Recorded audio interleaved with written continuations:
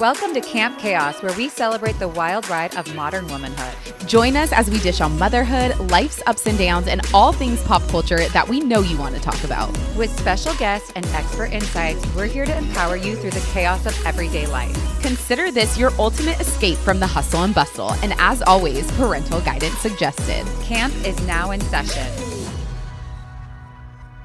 Wife, mama, businesswoman, our friend Roxy, welcome to Camp Chaos.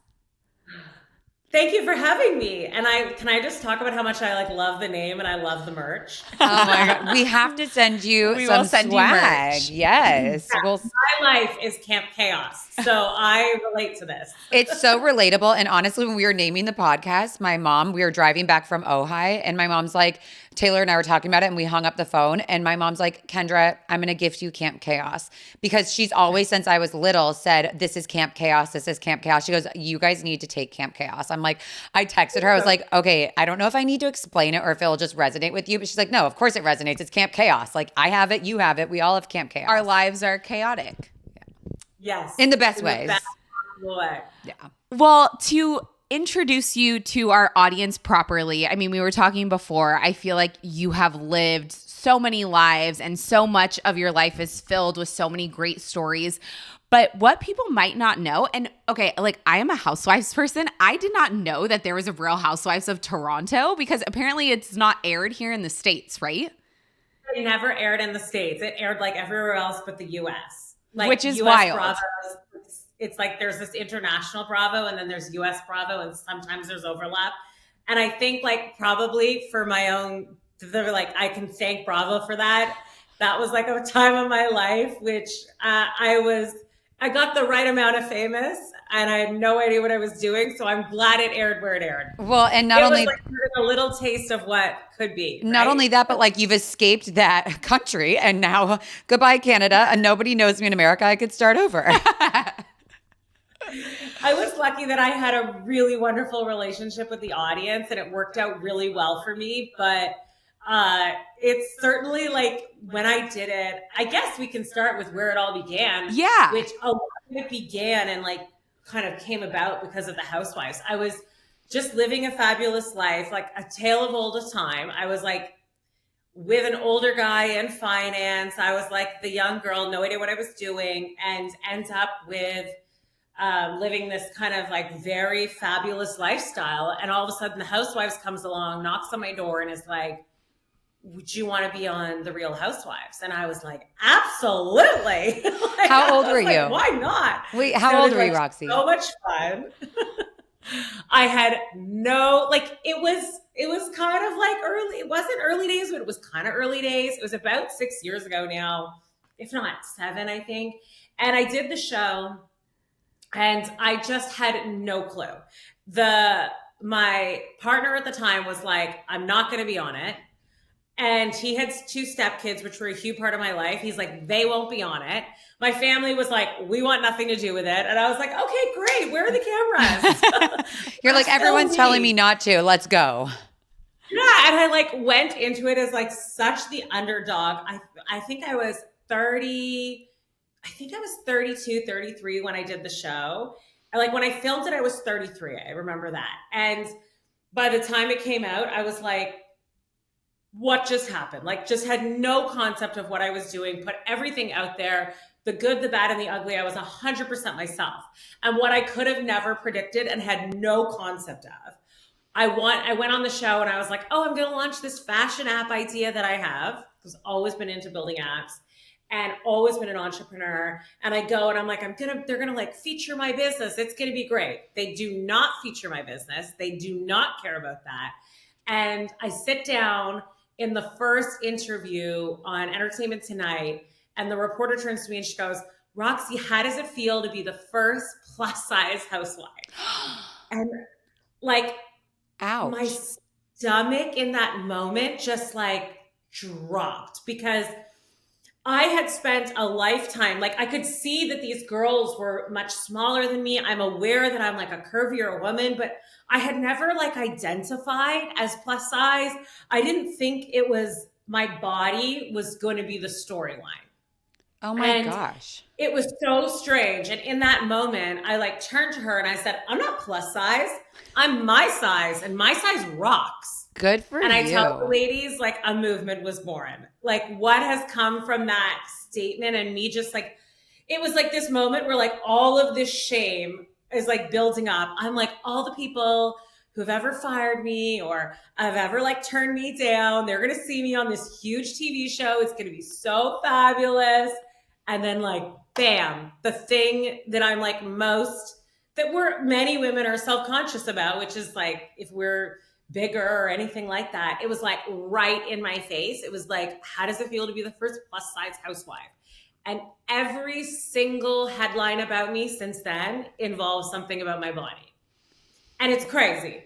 And it's just been a crazy journey of learning to love my body. And it's a whole crazy story that comes with that.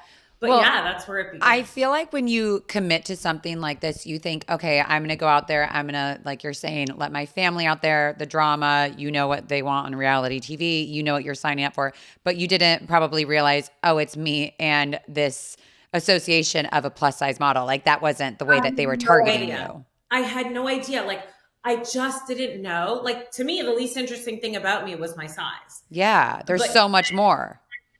I think especially at that time, like this world of inclusion and like being accepting of different body types, like that this stuff is new. And so I think it was like the first time so many viewers had seen a woman who was like confident and fabulous and curvaceous and fashionable when every other woman looked the same. Like every other woman looked like, you know, the Real Housewives of Orange County looked when the show debuted. It was like one thing. Right. And so I was just so different than that one thing that it really stood out. And I just didn't realize that that was going to be a thing. I didn't even occur to me that it was going to be a thing. And it's funny because the person that I was with at the time, he said to me, why would you want to do the show? Everyone's going to make fun of you. And I was like, why would anyone make fun of me? Like, I'm so fabulous. They're gonna think I'm like, I was like, they're gonna want to be my best friends. He was referencing because I'm so big, I guess. And I was like, I am a confident woman. I just didn't see myself how I guess people perceived me. Okay, but Roxy, for context though, this is 6 years ago. Like what, because looking at you and we know you, we've met you in person, like I would never look at you and say that. So was this like before a major body transformation? Because I feel like our listeners are gonna be like, what is this girl talking about? Okay, so I think I was like about a size 12 when I did the show. Okay. And that was mind-boggling to people. And then as the show unfolded and what the journey I went on after the show came out was probably the most stressful period of my life. And then actually I did become a plus size model. I did like put on a lot of weight, but it wasn't, when I did the show, I was like a size 12. And so, and then I put on all of this weight, and then I had this crazy career that came with it, and it all evolved. And then I fixed my many aspects of my life, which we can get into. And then I lost all of the weight again. And now I'm back to kind of somewhere I was where we started the show. So yeah, as I am now was considered plus size, which is crazy to me. But it's also very shocking to see like all of that pressure and all of that scrutiny and like under a microscope. Like people think, oh, all of that like is going to give a girl eating disorder. No, it actually causes so much stress and cortisol issues and actually made me gain more weight. Yeah, what happened, which was like a crazy story, is I was in a really toxic relationship. And interestingly enough, my body was like the source of so much problems in my relationship. He wanted to be with somebody who was like this like young kind of trophy wife idea. And I guess when he met me, like even though I was like a 10, 12, I was more fit. And as the pressure mounted and as the relationship became more toxic, like my confidence sort of deteriorated, and I went through a lot and I put on a lot of weight, and the relationship got worse and worse and worse because he hated how I looked. And so I was getting called fat at home. I was like being criticized at home about my body. And it was so crazy because the flip side of it is I was getting famous for my body.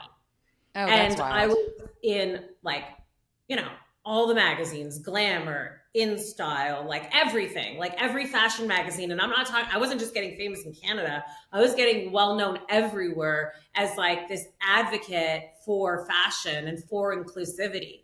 And so it was strange because I was like having to step into my power of like owning who I was and feeling confident in who I was. Well, at home, it was like a totally different story. And so I had this like public facing version of myself and then this home version of myself, and they were in stark contradiction. And it was so hard to manage. Well, And it was such a mind game, and it was such a journey to go through, and it was a lot to go through. well, it's probably like Because you're being imagine put. like you're on a billboard in Times Square in a bikini, and you're like, all bodies are beautiful, and then and I'm like out there doing press talking about how confident I am and how I just want women to love themselves, and then at home I have somebody who's like deteriorating my confidence because of my body, because he was like, I didn't sign up for this, like I'm humiliated by the fact that my wife is known as a plus size model, like I Unbelievable. wanted a model. Well, it's like you're being put on a pedestal by day and like glorified for this, and then going home at night and being abused. Yeah, it was crazy. It was so much to manage. Did you feel like during that time that you were still able to like authentically be confident about your body? Because I would imagine like your partner at the time is the one person you're like your safe spot you're supposed to come home to. Like this is where you can unwind, and now you're getting this abuse at home. Were you able to stay confident in your body, or did you ever like feel like you were kind of losing yourself in this time? Honestly, a little bit of everything. So the truth is that I did feel good. Like I was getting all this validation from the world that was like, like even as my size changed, I looked beautiful. Like, and I felt good in the clothes, and I was really like stepping into something. And I very quickly started my own fashion line, and my fashion line started doing successfully. And I was the first person to do extra small and to all the way to 3X in one store at the same price. You didn't have to go to like some store in the basement and be embarrassed. And the clothes were cool and fabulous. And people started wearing my clothes, and like it was building. And as it was building and I was seeing how I was making other women feel, it was like we were healing together in a weird way. And then at the same time, there was obviously dark moments where I was like, the stress of it all made me actually like, I had a pretty unhealthy relationship with food. I was like eating a lot just to like feel better, and then because of the stress, and then go out and like be in this swimsuit campaign for my clothing line. And so the truth is it was all of the feelings, and there was unhealthy feelings, there was healthy feelings. But I tell you, when I stepped out in front of a camera, I felt like I owned who I was, and I was proud of who I was and how I looked. And I was open about the entire journey and everything I was feeling. And so I think that's how people connected with me, is that I wasn't just saying, oh, I'm 100% great. Sometimes I was crying in a change room because I had to do a red carpet and no stylist would work with me because nothing ever fit me. Oh. And so I would be like trying to find clothes that were worthy of these huge red carpets, but people don't make red carpet clothes for plus size girls then. And so it was like, and I was open about this all. So it was all happening. I'd say all of those things were happening, both good and bad. So were you on the Housewives during all of this, like when you were still with your ex? So the Housewives came out, and then I didn't do it again. And so It was like, I did it. I was like a one-hit wonder. I was definitely the breakout star, and there was all this attention on me, and I just sort of ran with that. And as my career and all of this was growing, my relationship was deteriorating with the person who I was on the show with. And so a lot of things, it's such a strange thing and I think this happens to a lot of women who do the Housewives, is that it's like they gain their power. And when they gain their power, that balance of that person that they were with becomes imbalanced. And it's often not a positive thing because there is some unhealthy relationship with power in that relationship. And when I started earning my own money, being able to like have my own voice, I wasn't dependent on him anymore. In fact, I was like way more like I was well known. And so I remember him walking into a restaurant, this like famous restaurant in Toronto. And they said, oh, in the back, like funny story, we have on the wall pictures of different like high profile people, and it has a little bio on them so that the servers know who they are and that they never like have a fumble with someone high profile. And he goes, you're Roxy Earle's husband. And he comes back and he goes, today I was referred to as like, everyone's calling me Roxy Earle's husband. Oh, and he didn't like that. And it was like, I'm like, I know, isn't it amazing? And he was like, no, it's not amazing. Like, he did not like it. And so I was like, why wouldn't you love that? Like, isn't that great? And it was not great, apparently. And so I think that happens a lot with housewives. Mm-hmm. So when did you decide, okay, I'm leaving this relationship and Canada and coming to America? Well, ironically, at this time, the relationship had totally deteriorated and he had moved to California, actually to Orange County. Oh, and he's among us. He was among you. And I was like, okay, well, he just like left me here in Canada. Our relationship hadn't even like. Wait, pause here though. ended. But pause here. Weren't you married? Mm-hmm. Well, Fake. actually not technically. So you had a wedding. I had a wedding. I was married. You had a wedding, but no paperwork. Because Mm-hmm. this is a very serious relationship. It wasn't just like, oh, this is my boyfriend. Like you are like, no, This was a very serious relationship. Yes. This was my partner as far as I was concerned. I didn't realize that like all of that paperwork and stuff like that would actually matter. I was just young and naive, to be honest. Yeah. So we moved. He just upped and left and went to Orange County, and then was like, if you want to come out here and be with me, you can, but like I'm out here. You know, this should give an indication of where the relationship is at. Right. Doesn't even get a visa for me or anything. You can't just like move to the States. And I was like, okay, so I would come out and visit him. And around the time I came out to visit him, I lost my father tragically to cancer. And so I think when I lost my father, it was like this wake up call in life where, you know, they say like you have your aha moment. I had my aha moment, which was like, I cannot live this unhappily because my father doesn't get to live his life. I need to live mine in honor of him. Yeah. Authentically, beautifully, and happily. Like life is short. Anything can happen. And that's when I just decided to walk away.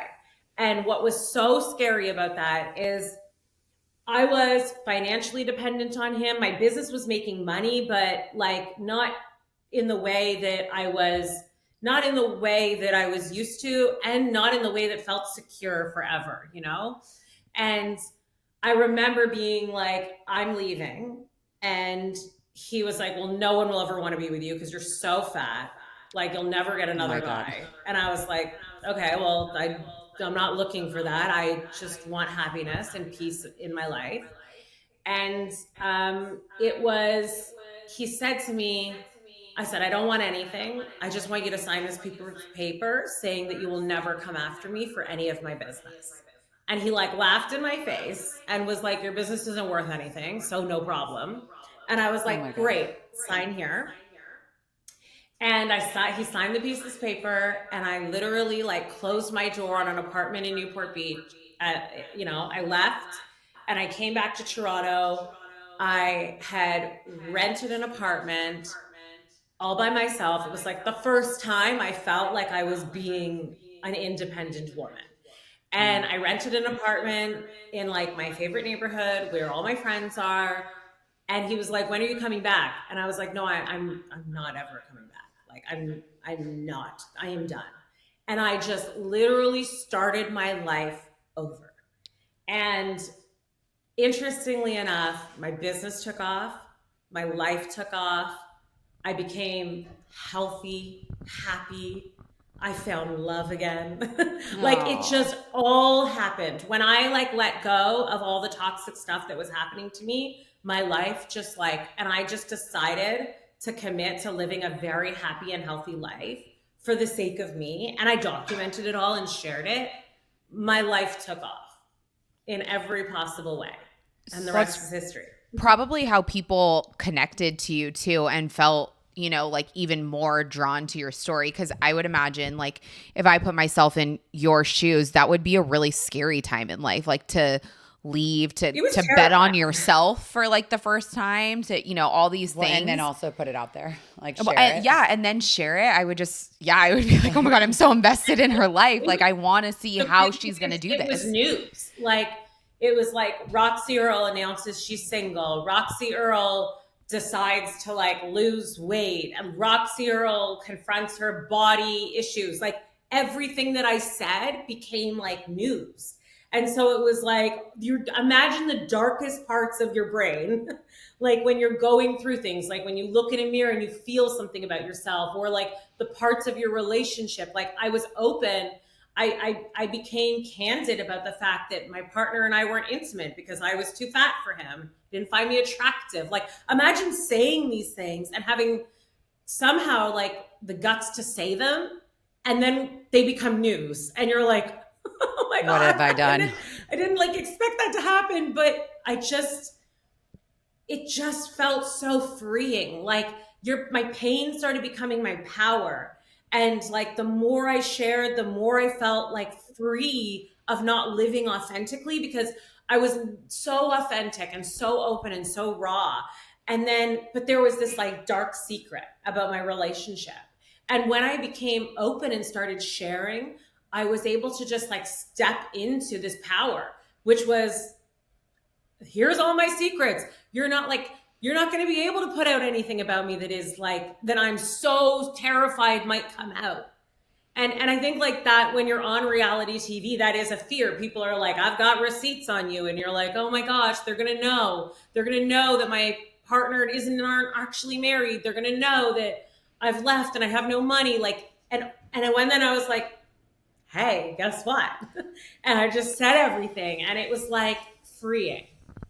Okay, and people watched me rebuild my life from there, and it's been a very inspiring journey for a lot of people. Yeah, I'm very invested, like Taylor was saying, I'd imagine. So when did you meet Arnold, and how?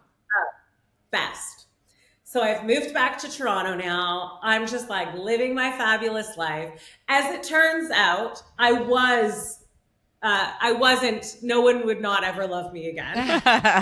People liked me. I started getting like, people were like sliding into my DMs. I started like feeling myself. I wasn't really like ready to start dating, but I was having fun going out, meeting people, just being out and being free and enjoying the attention that came with what was happening to me in my city, which I wasn't able to enjoy it before because I was so nervous that he was going to feel a certain way, or he didn't like the attention, or whatever. You were being controlled, it sounds like, yeah. And then I decided I wanted to freeze my eggs or maybe have a baby on my own.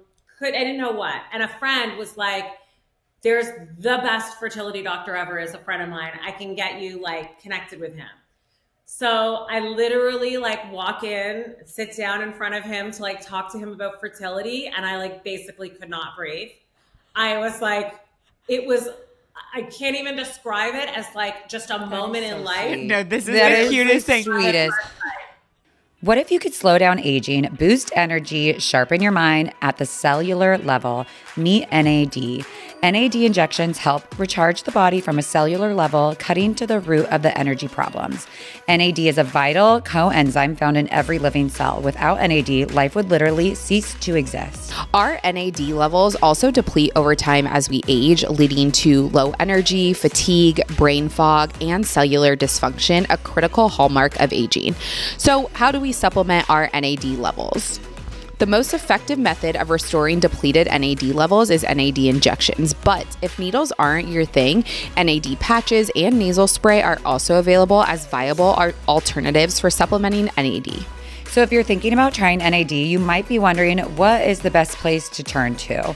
How do you know you're getting a quality treatment with the right medical guidance? That's where Ageless RX comes in. When getting started with Ageless RX, you'll be connected with US licensed expert prescriber who makes your health their number one priority. Unlike other telehealth platforms, Ageless RX isn't about filling prescriptions. It's about helping you optimize your health span with expert-driven care. From the moment you start, you'll be connected with a US licensed prescriber who specializes in longevity. They'll guide you through the process, ensure NAD is right for you, and here's the big difference. They actually stick with you throughout the prescription. You'll have free on-demand access to medical professionals whenever you need support, so no extra fees, hoops to jump through, and because quality matters, all prescriptions are sourced from FDA-registered pharmacies who regularly test your treatment for quality and purity. And the best part, there's no membership fees or consultation fees. You only pay for the cost of your prescription. That is it. If you're looking for trusted, science-backed longevity care, Ageless RX is the place to start. Ready to take the next step? Head to agelessrx.com and use code CAMPCHAOS to learn more. I really wanted to get into a better meal routine this year, but let's face it, my baby is arriving any day now, and so that's just not happening. But the good news is I found Marley Spoon, and it's genuinely changed how I cook at home. This podcast is sponsored by Marley Spoon, and I'm genuinely excited about this because it's helping me fast track my way to eating well without all the stress. And with our code CHAOS, you can get 27 free meals. Yes, that's right, 27 free meals. So for those nights when you need a dinner like yesterday, Marley Spoon's new 15-minute express recipes are exactly what they sound like: convenient, delicious, and on the table in 15 minutes. You'll have these on every weekly menu, and if you've got a few extra minutes, use the 20-minute option too. My personal favorite, their sheet pan dinners. Literally throw everything on one pan and boom, you're done. Same with their tray bakes that are even included with the tray. Plus, Marley Spoon's slow cooker recipes are perfect for those days when you just have like a million things going on. I love nothing more than a slow cooker recipe. Basically, you toss everything in the morning, you go about your day, deal with the kids, do your laundry, all the things. You come back, your house smells amazing because dinner's been simmering all day. There's something really rewarding about having a reliable routine of cooking food for yourself and knowing it's going to taste amazing every single time. This new year, fast track your way to eating well with Marley Spoon. Head to marleyspoon.com/offer/chaos and use code chaos for up to 27 free meals. That's right, up to 27 free meals with Marley Spoon. One last time, that's marleyspoon.com/offer/chaos for up to 27 free meals, and make sure you use our promo code chaos so they know we sent you. We need to call what is Lifetime? Vagina? This is like, a Lifetime movie, sex Roxy. life and your vaginal issues. Have you ever had any STDs? And I'm like, I can't talk. You're like, no, can you give me one though? This sounds like a Lifetime movie. It is a Lifetime movie. And so I literally was like, I leave and I was like, he's the hot baby doctor. And I send to my friends, I'm like, I just met the man I'm going to marry. And they're like, who? I'm like, the hot baby doctor. HBD, the hot baby doctor. Oh my God. And so I ask his nurse if I could have a piece of paper. She's like, senses that I'm onto something. And I was like, oh, this girl's like cock blocking me. Like, she's like his security. And she's like, no. Paper. So I pull out like a plane ticket. That's all I had in my purse. And I write on it. I was like, you definitely can't be my doctor, but we should go out. Call me. And I leave my phone number and I fold it up and I give it to his nurse. I'm like, please give this to the doctor. And I leave. My assistant sends them an email the next day being like, he was the utmost professional, so lovely, but she's going to get freezer eggs somewhere else. And I was like, and then he never called. And I was like, what? Why didn't he call? Like, because I thought it was like love at first sight. Like, I just felt something that was just like I'd never felt in my life.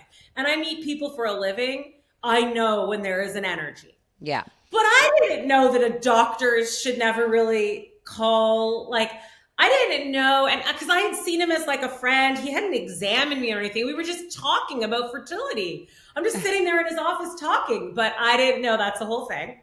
Oh, so anyways, he couldn't call you. So you're like, oh, it's like a cat and mouse game and I'm the cat. But I didn't stop because I just knew. I was like, so I kind of let it go. And then like a month passed by and I like reach out to him on LinkedIn and I said something like, LinkedIn, not even maybe I'm Instagram. crazy, because I didn't have his phone number. And so I was like, maybe I'm crazy and maybe it's just me. But if I didn't say this, I wouldn't be living like authentically. I don't know why I have again, like, where do I get the confidence to do this? The guy's so hot. I'm like, and I messaged him and then he was like, it was lovely to meet you, but I don't really pursue situations of people I see in my office. And I'm like, oh my God, something is so weird here. Like, I'm not reading. So then my friends were like, if you call, do not message him again.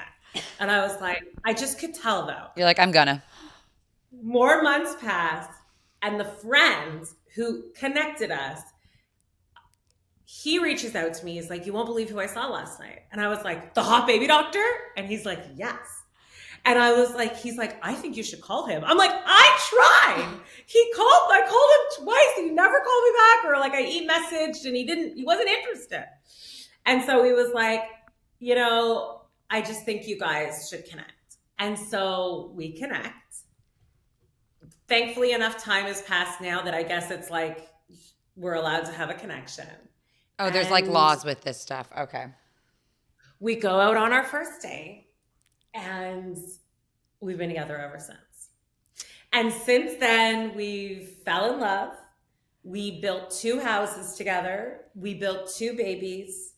We built a company together, launched an app into the world. Our fertility journey became our business. Like, it's just been the most beautiful story in history. And that was right before the pandemic began.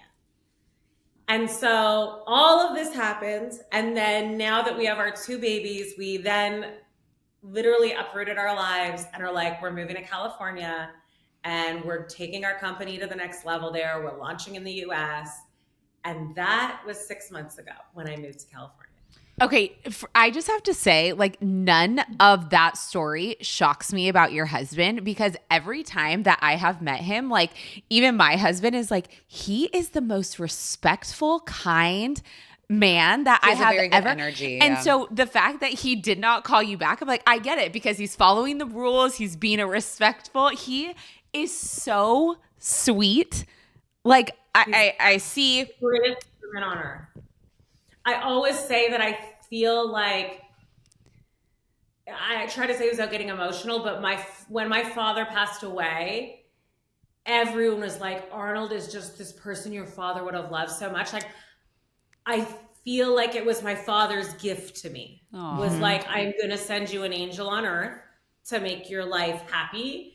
And I'm telling you, if you saw where my life was at and you saw how I transformed it, and by being positive and staying positive and working on myself and trying to be a wonderful human being, like, the world rewarded me with sending me this beautiful love. And so I say that my like relationship before was like the tax on the love that I have now. Like, it is just, and believe me, we're taxed very high in Canada. So No pun this intended. was like the tax on the love that I have now. If I wasn't in that situation, I never would have walked into a fertility doctor's office. I thought I was not able to have a baby. I was told all of these things in that relationship, that because I was so big, because I was so unhealthy, and I was like, well, we were not even intimate. How would I have a baby if we're not even intimate? Anyways, there was like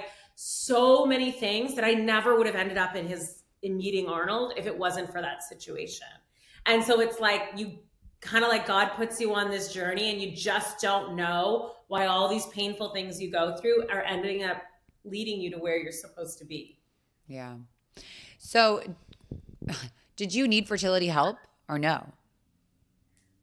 Well, in the end, I was told by 2 fertility doctors that I had needed IVF. And that kind of leads us to where we are now, is that I was told I wouldn't be able to have a baby without IVF when I was in this former relationship.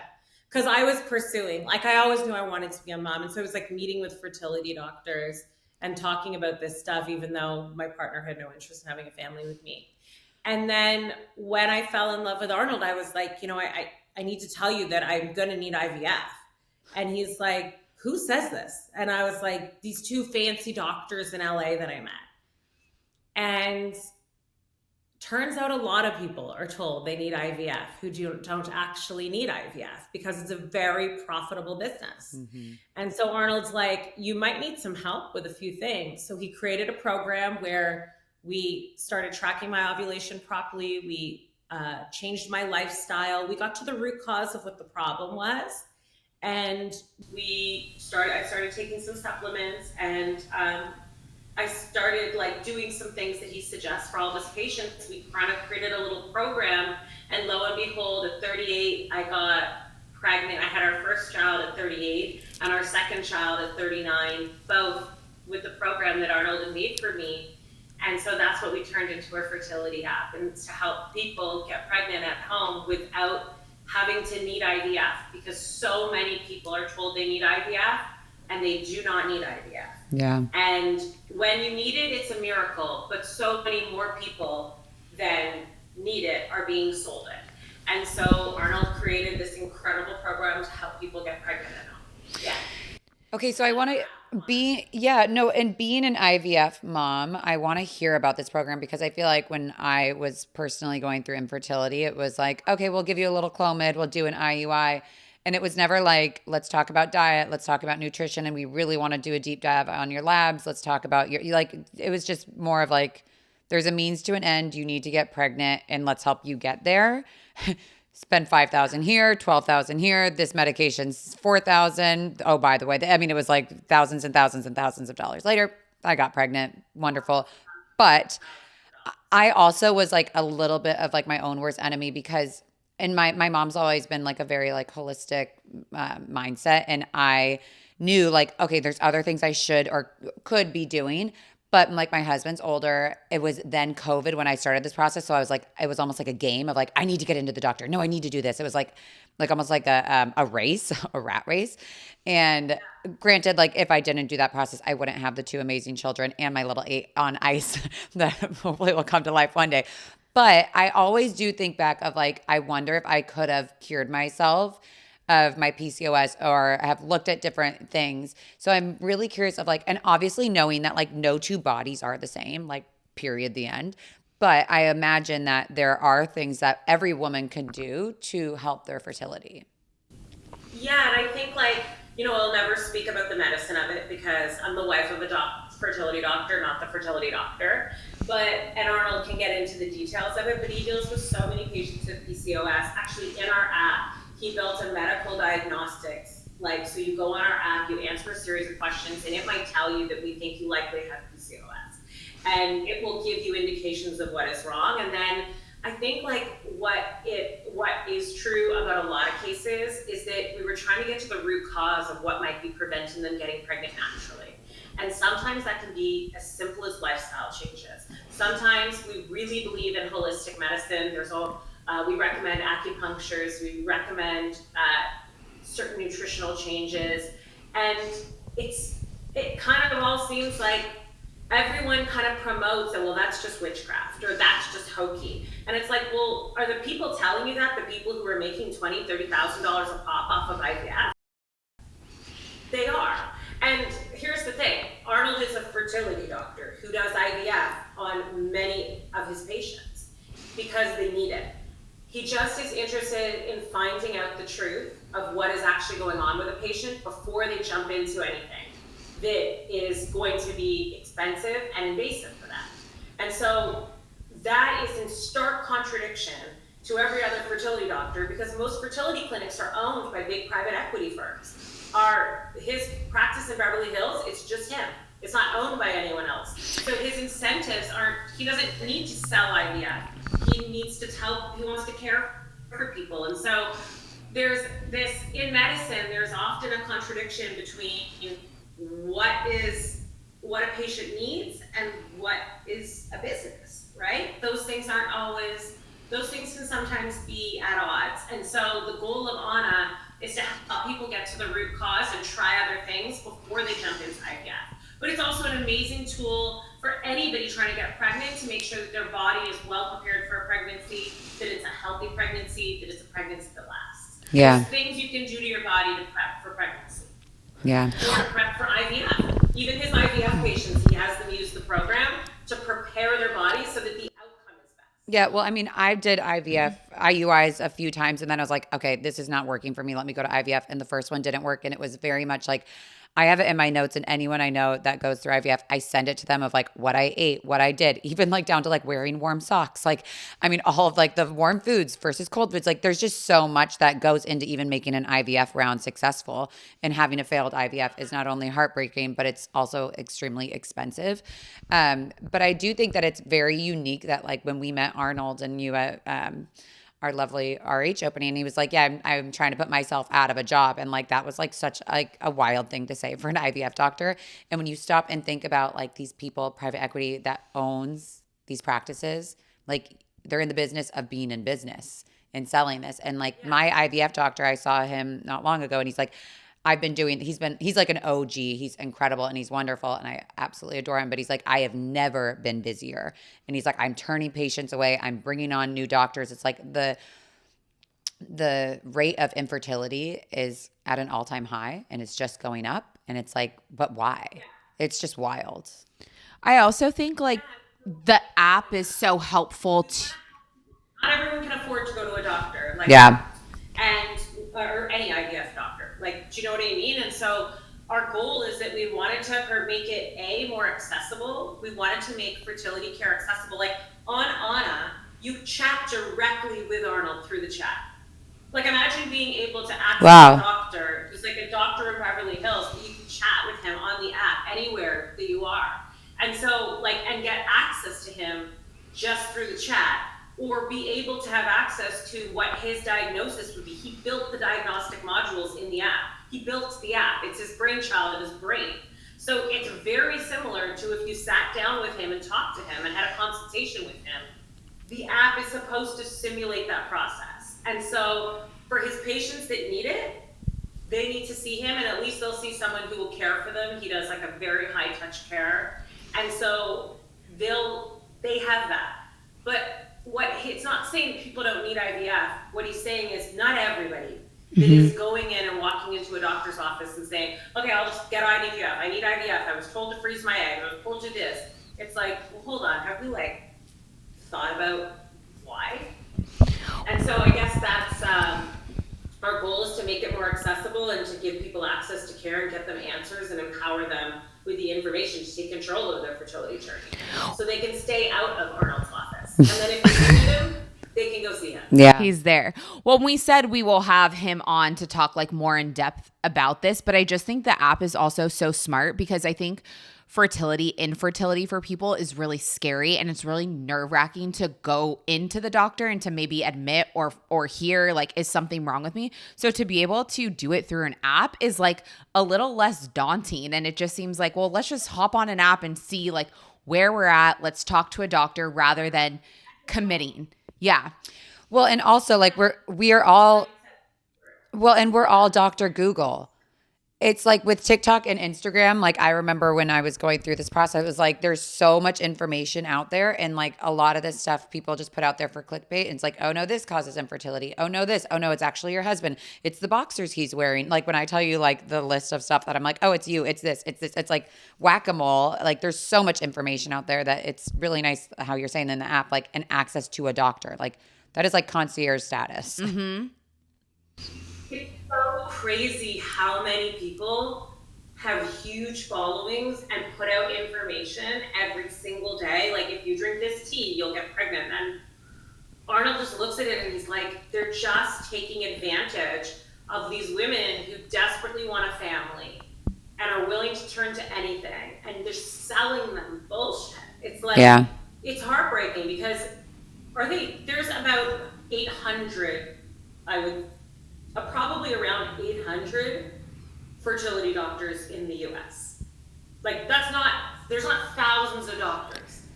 And then imagine among every doctors, there's incredible doctors, okay doctors, and kind of shitty doctors. So how many people are qualified to be talking about this? Right. Truly. And how many people are there that we're listening to?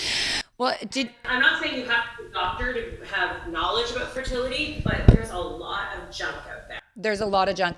I also feel like being a fertility mom and an IVF mom, I watched that movie on Netflix called Joy. Have you seen that? Actually, Arnold trained at the place where that was done in the U.S. Okay. Were you guys emotional? The first IVF baby at the Jones Institute is where he trained. Okay, that was like the most emotional movie. I like had to stop it like 7 times and be like, okay, I can get through this. I can get through this. It was just so emotional of like watching that whole journey. But then you also kind of stop and you're like, wow, what it was, and like how grateful my mom watched it too. We were all crying of like, we are so grateful for these.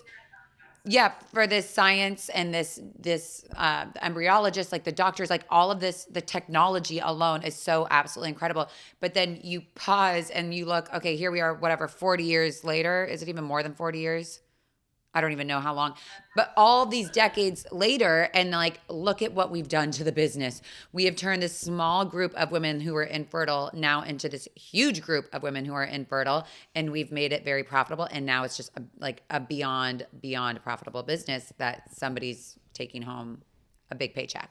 Yeah, I think like the truth is that the people, like Arnold's patients who get to see him and have access to his care, he's a miracle worker to them because they otherwise wouldn't be able to have a baby. And he often gets cases that of like, we've been to this clinic, we've tried it, and then he gets the hard cases. He gets a lot of people sent to him as second, like, it didn't work where these people go to him.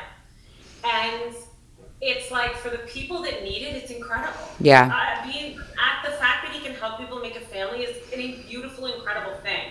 And we don't ever want to take away from that. We're just saying, not everybody needs that. Mm-hmm. It's like with anything that gets popular and profitable, it's like, well, hold on.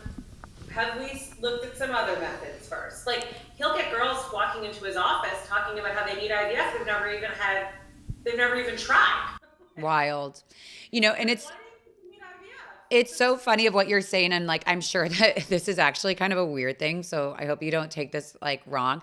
But I think that like some women get very attached to their IVF doctors and like almost develop like a kind of crazy love for them because no, Taylor, you laugh.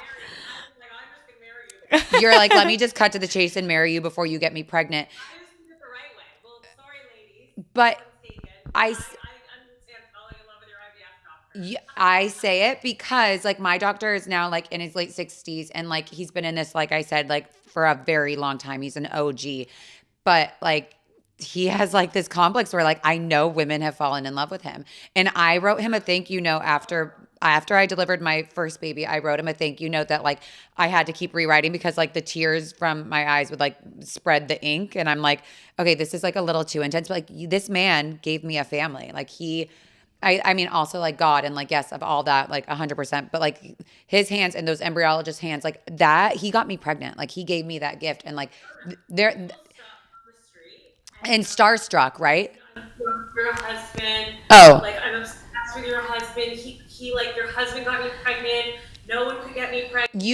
And your husband. I know, I love it. Okay, but Roxy, even more than like any celebrity, like anybody in this world, like for me, you gave me you benefited me more than I could ever have imagined. Like you are it for me. Like it's a very weird thing that you can only explain if you've been through it because you go through like the darkest times of your life to the happiest moments of your life. And now your life is walking around this earth because of this person helping you get there. So I imagine that there are a lot of women that have crushes on Arnold. And so that's gotta be you're lucky that he was not my doctor. There's so many amazing doctors out there. It's not just Arnold. There's amazing fertility doctors. And honestly, it's not even a fault of the doctors. For the most part, it's just how the business ended up. Yeah. They work in a big clinic. The big clinic's owned by a private equity firm. They were purchased at one price. It needs to sell them for a 5x on that investment. How do you do that? You don't sell it to them by saying, you know what, let's try acupuncture first. Yeah. So it's just, if you go to a big clinic, like there's wonderful doctors. No, there are, but I do even, I do think for moms or like people that are looking into fertility, I do think it's important when you are picking a doctor to ask about like, what is your plan with nutrition? Like even my doctor was like, okay, we have acupuncture in the room with you when we're doing the transfer. He made me do intralipid therapy before. So like you can find a more integrative doctor than somebody that's just like drugs. Let's transfer. Like when my first one didn't work, he's like, okay, we're going to do a mock cycle and find out why it didn't work. I'm not wasting an embryo. That's a life. Like you do have to interview these doctors before you go and decide who you're going with. Yeah. I'd say that's a good thing to do. Yeah. Because no, but like as a woman, you go in there and you think you're smart, you're the doctor. Sure. I'm putting my hands in my future family in your hands. It's just wild. We just listen to what people tell us. They're supposed to be the expert. Totally. And so I would say understand what, like, if the way they care for you is aligned with the way you want to be cared for. Yeah. Mm-hmm. Well, since you guys have come to Beverly Hills, you've obviously built this whole app and lifestyle. How is life in Beverly Hills now? Oh my gosh, we love it. I remember you said like the Beverly Hills Hotel is my backyard. I'm like, goals. I'm looking at my gorgeous garden and my pool. Like, it's beautiful here. And I think, like, as Canadians, you just, like, never get used to the idea that in February I'm going to have, like, a pool day with my kids today. And you never get used to that. Like, but I think the best part of California is, for us, it's filled with people who are all dreamers like us. Like, rule breakers and disruptors. Like, people who are, like, going to put up their hand and say, I'm going to change this industry, or I'm going to change the way this works, or I want to be different, or I've got a dream of making a Broadway show, whatever it is. People come here with a dream, and like, I love that, because that's who we are at the end of the day. Like, Arnold and I have taken so many risks together, like even just falling in love. We come from different cultures, different backgrounds, and just the fact that we fell in love, bet on ourselves, bet on our own love, uprooted our lives from where we have such foundation in Toronto, moved to another country together. Like, we're dreamers. We dream together. We build together. And I love that California is filled with people like that. Like, we go to parties. We meet great girls like you. We meet great couples. We meet all these people who are inspiring. And I love that. Like, that's the best part of being here, is there's like a special energy in this city. There's special energy in this whole place. And so it's filled with people that could live especially Beverly Hills. Like, I could walk to Jeff Bezos' house. He could live anywhere. He decides to live here for a reason. And I think it's because it's filled with people who are inspiring. Yeah. Well, I think that's like what drew me to you. Like your energy is so contagious. You're just like so relatable, but inspiring at the same time. You're just so like, I don't know how to explain it. You're like down to earth, but also like you make me want to be better. I was telling you before we started recording, like you are still on your health journey. You're still pursuing like all of these wonderful things. And I think that's what makes you, like, that's why I wanted you to come on, because I want people to know you and to learn. Contagious. Yeah, it's like it's so contagious. Energy. You just I feel good when I talk to you. Like you're just good energy. I was going to say, I really appreciate that. And vice versa, you guys have good energy, and I think like I've just learned in life, been through a lot of hard things, and I for some reason was always able to like find a positive spirit inside of me. And I say to people who are struggling, like, being a victim is not a vibe. It's not going to serve you. Like, okay, you might prove your point, you're a victim, and people are victims of horrible, tragic, horrible things. I'm not diminishing that.